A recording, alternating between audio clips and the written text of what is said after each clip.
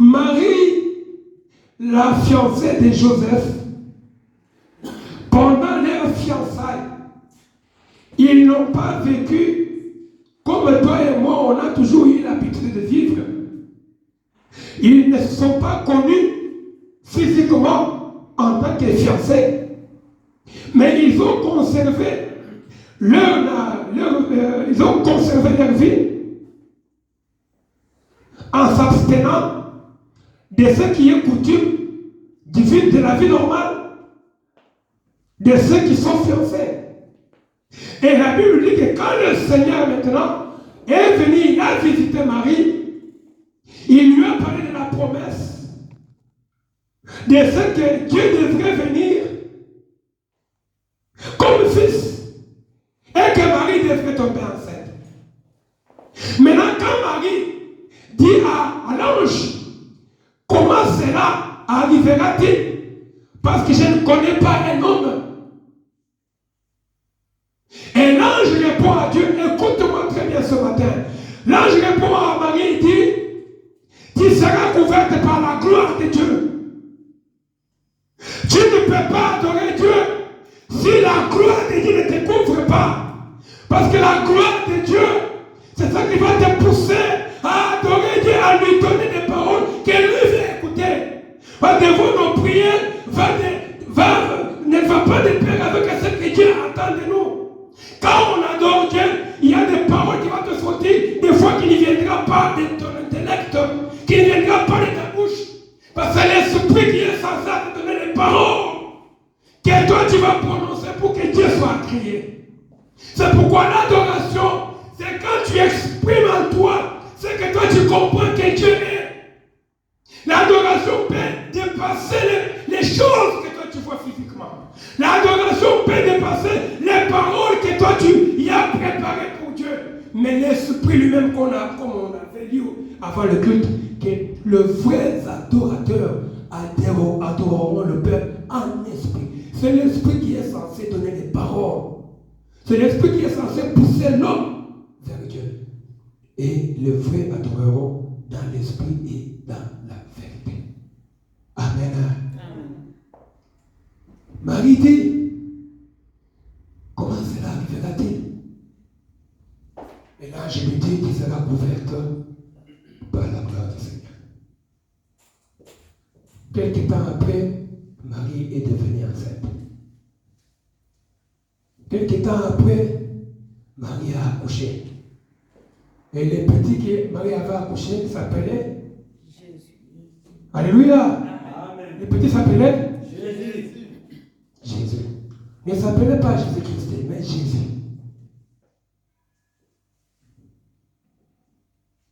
Maintenant, j'avais posé la question. Quand Marie avait donné naissance à cet enfant, normalement, dans le physique, on doit couper l'ombril, les cordons ombilical, pour séparer l'enfant de sa mère. Mais comme Marie était née de la nature humaine, comme Marie avait son père, Marie avait sa mère, issue aussi du péché. Or, Dieu n'avait pas de péché et le péché n'existe pas en Dieu. Donc je comprends que l'enfant là qui est sorti, on n'avait pas coupé l'ombril, les cordons, parce que les cordons là qu'on coupe, dans ces cordons là il y a le sang. Les cordons lient l'enfant et la mère. Mais si maintenant supposons que Marie avait les cordons qui liaient l'enfant et le mari, c'est-à-dire que le sang de Marie était dans l'enfant. Or, l'enfant qui est venu, c'est lui-là qui devrait être Messie. Or, le Messie qui devrait venir sauver Israël ne pouvait pas avoir de défaut. Parce que c'était l'agneau véritable. Donc, l'esprit qui devrait venir sauver Israël, le Messie que les gens attendaient, ne pouvait pas avoir en lui des défauts, ne pouvait pas avoir des tâches. Oh, Marie, quand elle a accouché cet enfant, supposons que c'était un mystère, parce que les cordons ne pouvaient pas exister. Parce que si les cordons existaient, l'enfant allait avoir sa mère. Est-ce que vous me comprenez? C'est pour vous dire que quand vous adorez Jésus, vous adorez Dieu et vous devez l'adorer d'une autre manière. C'est pourquoi l'Esprit de Dieu qui est en nous, c'est celui-là qui nous pousse à adorer Dieu, à comprendre réellement ce que Dieu représente. Les gens prient Dieu par émotion, les gens prient Dieu par souffrance, les gens prient Dieu parce qu'ils voient ce qui se présente au-devant de lui. Oh, que Dieu, vous pensez que Dieu ne sait pas que nous souffrons. Dieu ne voit pas que tu manques d'argent. Il est omniscient. N'est-ce pas? Il est omnipotent. Il connaît, il voit tout. Mais quand on dit qu'un adorateur, c'est-à-dire que c'est l'esprit-là, comme on a dit, qui est censé te pousser. Parce que la partie principale de Dieu en l'homme. Quand l'homme meurt, l'esprit retourne à Dieu créateur. L'esprit n'a jamais n'est pas nulle part. L'esprit, quand quelqu'un meurt, l'esprit retourne auprès du Seigneur, créateur. Alléluia. Amen. Maintenant, qu'est-ce qui se passe? Quand Marie maintenant a enfanté l'enfant, le Seigneur a fait quoi? Il a visité ces 3 mages. Quand il a visité ces 3 mages, laisse-moi te dire que ce matin aussi, de la même manière que le Seigneur a visité les mages, c'est aussi de la même manière qu'il peut te visiter. Chacun peut être visité de sa manière. Parce que chacun a des situations différentes à l'autre. Chacun a des problèmes différents aux autres. Nous n'avons pas la même nature. Nous n'avons pas le même degré de combat. Nous n'avons pas le même degré de choses. Nous ne pensons pas de la même manière. Mais chacun pourra avoir une portion de sa bénédiction de sa manière. Chacun pourra avoir la main de Dieu de sa manière. Mais tout dépendra de ta disponibilité. Parce que nous sommes venus ce matin pour adorer, c'est-à-dire élever celui qui est au-dessus de toutes choses. Élever celui qui est au-dessus même de la création. Parce que Dieu l'a créé. Amen. Et quand il a visité les mages, vous savez, les mages, ce sont les sacrificateurs de la magie. La magie, c'est un monde satanique. La magie, c'est un monde qu'on peut énumérer. C'est le monde contraire du monde de Dieu. J'avais dit ici, j'ai dit que les 3 quarts des esprits qui ont été en rébellion contre Dieu étaient partis avec Lucifer. Et ils ont été précipités sur la terre. Et maintenant, comme les anges sont les esprits de la part de Dieu, et les démons sont les esprits du côté de Satan. Les deux sont esprits. Mais ceux qui sont du côté de Dieu sont appelés anges. Ceux qui sont du côté de Satan sont appelés démons. Mais tous les deux sont des esprits au service d'eux. Au service de qui? Des deux. Ils se sont au service de Dieu, ils se sont au service de Satan. C'est pourquoi nous sommes dans une guerre. Une guerre acharnée qui ne terminera pas. Jusqu'à ce que l'esprit, le Seigneur viendra enlever l'église. Quand le Saint-Esprit va partir, c'est ce que je vais expliquer, j'ai dit. Et il n'y aura plus la mort. Il n'y aura plus rien sur la terre. Profitez, adore Dieu quand tu es encore vivant. Tu ne sais pas demain, lundi, mardi, mercredi, ce qui arrivera. On ne sait pas qui vivra jeudi. On ne sait pas. On est encore dimanche. Je ne sais pas. Mais nous avons la foi que la semaine sera meilleure. Amen. Dieu a visité les mages. Quand Dieu a visité les mages qui sont des sacrificateurs de la magie, ils ont quand même compris. Parce que la visitation qu'ils ont reçue de la part du Seigneur, dans cette visitation, c'était le message d'aller adorer à Bethléem un enfant qui est né. Mais notre problème se situe à quel niveau? Au niveau de l'acte qu'a posé ces magiciens, ces sacrificateurs de la magie. Nous, quand on grandissait dans notre pays, papa, je ne sais pas au Cameroun, chez vous, s'il y a des gens là qui des astrologues, il y avait des gens qui dans la rue, tu viens, tu donnes ta main, ils regardent ta main, ils commencent à te prédire des choses, à la divination, des choses comme ça. Alléluia. Donc, quand on parle des sacrificateurs de magie, on voit tous ces gens là-dedans. C'est pourquoi il faut faire attention à la divination, c'est plus que les divinité. Il y a des prophéties, des fois, dans certains endroits, on donne des prophéties comme ça, des divinations comme ça pour prédire des vies. Ça, j'en parlerai un jour. Il faut faire attention parce qu'il y a des gens aujourd'hui qui s'accrochent aux prophéties. Mais oui, la prophétie dans la Bible, elle existe. La prophétie est biblique, mais la Bible dit aussi que la prophétie passera. Alléluia. Mais il y a eu beaucoup de gens qui ont été dans cette catégorie des sacrificateurs de magie qui se sont bien-aimés, qui se sont cachés derrière la divination pour en faire une prophétie. Alléluia. Et là, quand ils partent maintenant pour visiter l'enfant, ils arrivent maintenant quelque part. Et au-devant, il y avait une étoile qui les conduisait.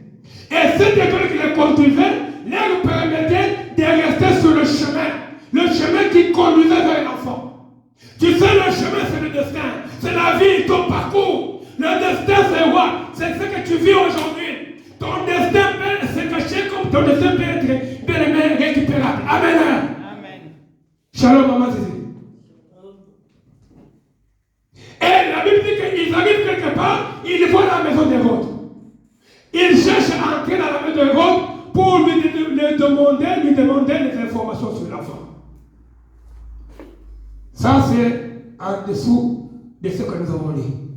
Et à partir du verset 10, la Bible dit que quand ils ont fini, ils ont quitté la maison d'Hérode, ils se sont mis encore en route vers l'Orient sous l'orientation de l'étoile qui leur a montré le chemin afin d'arriver là où il y avait l'enfant pour enfin adorer ses petits. Bien aimé, ce matin, je ne sais pas si tu es venu à Bethléem pour adorer l'enfant qui était, ou tu comprends ou tu ne comprends pas ce que je te dis. Donc, moi, je voulais dire que les mages qui sont allés adorer l'enfant, ce sont des sacrificateurs de la magie. Si les gens qui sont dans la magie ont compris qu'il fallait aller adorer l'enfant, et toi qui n'es pas, même dans la magie, mais toi qui as bénéficié de la grâce, parce que la grâce c'est Jésus. La grâce s'appelle Jésus. Tu as reçu cette grâce au moyen de la mort de la croix de Jésus pour à combien plus forte raison, mais tu n'adoreras pas ton Dieu ce matin. Si les mages doivent aller adorer l'enfant, et toi qui es plus que le mage, tu dois le faire plus que même le sacrificateur de la magie.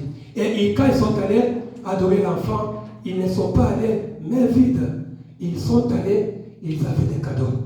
Parmi les 3 cadeaux qu'ils avaient, il y avait quoi? Il y avait l'or, l'encens et non, il n'y avait pas l'argent. Myrrhe. Amen. Retenez les 3 choses là. Il y avait l'encens, il y avait l'or, il y avait les myrrhes. Les 3 choses que les mages avaient apportées comme un cadeau pour aller, on dit, aller adorer l'enfant. L'enfant, c'est qui? C'est Jésus qui était né. Donc, cela nous pousse à croire que quand nous venons aussi comme ça le matin, comme nous sommes réunis ce matin, nous sommes venus adorer notre Seigneur. Bien aimé, parce que le monde de la magie avait compris, Satan avait compris que non, l'heure est venue, il est déjà venu, où les vrais adorateurs vont adorer. C'est-à-dire que le temps était déjà là, parce que les propriétaires de ces choses-là déjà étaient déjà présents. Comme les propriétaires de ces choses-là, il est présent, c'est maintenant le moment de lui remettre ces choses, de lui remettre ce qui appartient. Parce que c'est lui qui est le propriétaire de l'or, c'est lui qui est le propriétaire de la myrrhe, et c'est lui qui est le propriétaire de l'encens.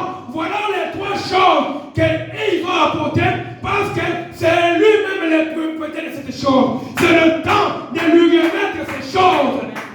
Ça lui appartient. Amen. C'est pourquoi je vous dirais que l'or, c'est quoi? L'or, c'est la primogénité de la richesse. Un enfant de Dieu qui est né de nouveau, qui marche avec le Seigneur, il sait que non, la primogénité de la richesse était représentée par l'or. Donc, c'est-à-dire qu'ils ont compris que non, la richesse appartient à Jésus. Nous, on avait volé. On va maintenant le remettre. Si vous lisez Ézéchiel 28, je vous avais dit ça, j'ai dit, vous allez voir ce que la Bible dit, que quand il a été précipité sur la terre, il avait toutes les richesses entre ses mains. Il avait tous les diamants, l'or, l'intelligence. Lisez, vous allez voir. C'est pourquoi quand maintenant les gens là ont réalisé la dette, remettre l'or à l'enfant, les cadeaux de l'or, c'était un signe de dire que nous venons pour témoigner, de remettre la primogénité de toute la richesse. Parce que c'est toi qui es le riche. L'or et l'argent appartiennent à Dieu. Première chose, dans le cadeau qu'ils ont apporté à l'enfant, c'était l'or, la richesse. Et pourquoi nous souffrons aujourd'hui? C'est quand tu adores Dieu, Dieu comme il est l'auteur de la richesse. Si tu viens comme le vrai adorateur, au dernier jour, adoreront le Père en esprit, en vérité. Si tu restes dans la vérité et dans l'esprit, tu auras possession de ces cadeaux qu'on a ramenés à Jésus. Deuxième chose, c'était l'encens. Vous savez, l'encens, moi j'ai servi dans l'église catholique. L'encens, c'est un substitut comme ça qu'on met dans comment on appelle, comment on les noms. Tu vois, les trucs là que les curés font comme ça, ça fait sortir un peu du fumet comme ça, et de bonne odeur. C'était l'image de l'adoration. Parce que pour eux, l'odeur là, le fumet là, ça agrée à Dieu, Dieu il adore. C'était l'image de l'adoration, c'est-à-dire l'adoration comme prière. L'adoration comme un culte que nous rendons à Dieu. Donc, c'est pourquoi dans leur doctrine, ils sont restés avec ces pratiques-là. L'encens, tu vois, il prend l'accessoire, il le met, l'encens, il le met, même sur les cadavres. Donc, c'était l'image de dire que nous venons t'adorer. Donc, l'or, c'est la richesse que nous te remettons. L'encens, c'est l'adoration. C'est-à-dire que nous avons accepté que c'est toi qui es Seigneur. C'est toi qui es le sauveur de l'humanité. Ça, c'est les sacrificateurs de la magie qui ont apporté ces cadeaux-là. Donc, ils ont reconnu. Bien aimé, vous savez, Jacques dit, vous savez que les démons connaissent ça, ils connaissent Dieu et ils tremblent pendant que eux-mêmes Satan, eux-mêmes les démons connaissent très bien. Vous vous souvenez de l'histoire de celui qui dormait sur les tombes. Quand ils ont vu Jésus, il a dit, que veux-tu de nous? Que veux-tu de nous? Ne nous détruis pas, mais permets-nous d'entrer dans les ponts. Donc, quand le monde de la magie, le monde des sacrificateurs, les gens de mauvaise vie reconnaissent que Dieu existe, et nous, par contre, qui avons reçu la grâce d'être sauvés par Jésus, pourquoi ne pas le faire mieux que les autres? C'est pourquoi, mes amis, il faut qu'il y ait une différence entre toi qui viens à l'église et celui qui ne vient pas à l'église. Il faut qu'il y ait une différence entre toi qui es enfant de Dieu et celui qui n'est pas enfant de Dieu. Il faut qu'il y ait la différence entre toi et l'autre qui prie quelque part. Parce que tout le monde pourra dire qu'il a Dieu. Les musulmans peuvent dire qu'ils ont aussi Dieu. Tout le monde, les bouddhas, tout le monde pourra le dire. Mais quelle différence y a-t-il entre toi et lui? Les sacrificateurs de la magie sont même venus. Ils ont reconnu que c'est Jésus qui est Seigneur. C'est Jésus le maître de l'or. C'est Jésus qui mérite l'adoration. C'est pourquoi quand nous venons dans l'église pour prier, nous devons le faire de la bonne manière. Parce que la Bible dit le vrai adorateur adoreront le Père. Et en vérité. La troisième chose, c'est la myrrhe. Myrrhe, c'est un substitut qu'on embaumait un cadavre. Aujourd'hui, papa dit non, ici on a même c'est formol. C'est avec ça qu'on embaume les morts. C'était représenté par la myrrhe. C'est-à-dire que c'est un substitut comme ça qui servait à conserver un cadavre, à embaumer un cadavre. Qui signifie que Jésus, il est la primogénité de l'immortalité. C'est pourquoi vous avez vu Jésus à la croix. Il a dit tout est accompli. Donc, la richesse, toute la richesse était en lui.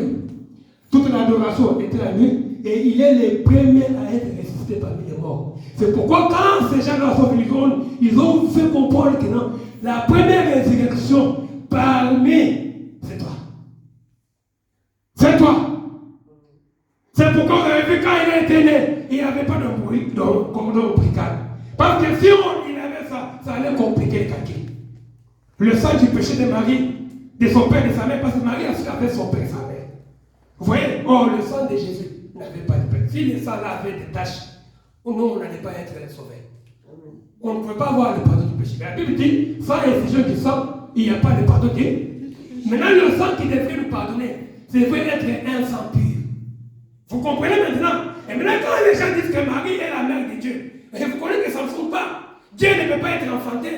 Dieu ne peut pas avoir une mère. Je regardais la meuf du Canada qui est morte. Marie, maman de Dieu, pardonne-nous. Non. Marie ne peut pas être maman de Dieu. Dieu n'a pas de mère ni de père. Dieu avait le sang saint. Le sang de Jésus est saint. Si le sang là n'était pas saint, toi et moi, on n'allait pas être ici ce matin. Le sang de la croix de Jésus nous a sauvés, nous a pardonnés, nous protège, nous purifie. Voilà pourquoi ils ont dit, c'est toi le premier parmi les morts. C'est toi le premier parmi les morts. Donc c'est la mort physique et la mort spirituelle. Amen. Donc Jésus est la vie. Voilà ces gens qui se sont dit, on va aller adorer. Vous voyez leur façon d'adorer? Ils ont apporté des cadeaux. Et les cadeaux qui cachent des révélations, la richesse de tout le monde. Pourquoi aujourd'hui les gens se tracassent à cause de la richesse? Les biens matériels. Oh, nous avons un Seigneur qui est le maître de tout ça. Amen. Amen. Pourquoi les gens se tracassent aujourd'hui? Aller chercher des enfants chez les marabouts, à chercher que les gens s'agenouillent pour les élever. Oh, nous avons celui qui peut te prendre dans la poussière qui est élevée. Les gens cherchent l'honneur, la gloire. Oh, nous avons celui que nous rendons gloire pour que nous puissions être glorifiés avec lui. Amen. Amen. Les gens cherchent la vie par des moyens mécaniques. Mais nous avons la vie seulement par la prière. Quelqu'un qui est malade, on prie, il est sauvé. Mais va à l'hôpital, vous allez voir combien qui ont des millions. Non, et l'immortalité, et l'adoration, et la richesse, tout appartient à Jésus. Et maintenant, quand le monde de la magie, les sacrificateurs de la magie ont compris ces choses, ils ont dit non, nous allons aussi adorer l'enfant. Mais retiens ce que je t'ai dit ce matin, pour que tu sois bien compté parmi les vrais adorateurs, guide, laisse que l'étoile te guide. Laisse que l'étoile te guide. L'étoile ce matin, c'est cette grâce de Dieu. Tu vois, laisse cette atmosphère que nous avons. Bien aimé, je vais te voir maintenant dans cette partie qui est concernant la dernière partie de notre culte. Je vais te voir maintenant adorer plus que le mage. Je vais te savoir que toi tu as compris. Toi tu es plus que le mage. Toi tu es plus qu'un mage. Toi tu es plus que Satan. Parce que tu es un enfant de Dieu. Et l'adoration de ce matin doit te pousser à comprendre c'est lui qui t'a fait venir en ce lieu. C'est lui qui t'a appelé en ce lieu. C'est lui qui fait de toi ce que tu es. C'est lui qui te donne le souffle que tu as. C'est lui qui ne t'a pas même châtié à cause du péché. C'est lui qui ne t'a jamais rejeté parce que tu as été je ne sais pas quoi. C'est lui qui t'a appris là où les hommes de ce monde t'ont rejeté. Là où les hommes t'ont critiqué. Lui il te prend malgré la santé, malgré la pauvreté, malgré tout ça. Pourquoi ne pas aimer un tel Dieu? Pourquoi ne pas l'adorer? Lui montrer l'expression de ton amour. Dis papa, malgré je manque telle chose, mais je m'accroche à ton amour. Je suis compté parmi les vivants, malgré ma pauvreté. Je suis compté parmi les vivants, malgré que je n'ai pas d'enfants, je n'ai pas de mari, je n'ai pas de femme. Malgré ça, mais tu m'aimes. Tu sais combien qui ont des familles, des enfants, des jeeps, des voitures, mais qui sont morts cette nuit. Ce matin, même on va à l'hôpital, on va te donner la liste. Il y a combien de cadavres, combien ils sont morts. Mais regarde combien de riches, combien de pauvres. Non, nous avons trouvé grâce. C'est pourquoi je voulais encore même qu'on puisse encore l'adorer encore une fois. Lui montrer vraiment que nous l'aimons. Aime Dieu malgré que tu n'as rien. L'amour que tu vas donner à Dieu est plus que ce que tu cherches. Parce que les choses du monde restent là. Les maisons, tout c'est qu'on aime. J'ai vu à la télé combien de gens qui ont péri par la tempérie là, tu vois, vous avez vu? Ils ont pété tout. Les choses. Ne fonde pas ta foi sur les choses matérielles. Ne fonde pas ta foi sur le monde ici. Le monde ici est passager. Le monde passera. Nous voulons encore adorer. Et je crois que nous allons vraiment monter encore plus haut dans cette partie qui nous reste pour véritablement adorer notre Seigneur. Amen. Laisse-moi pas acclamer Jésus.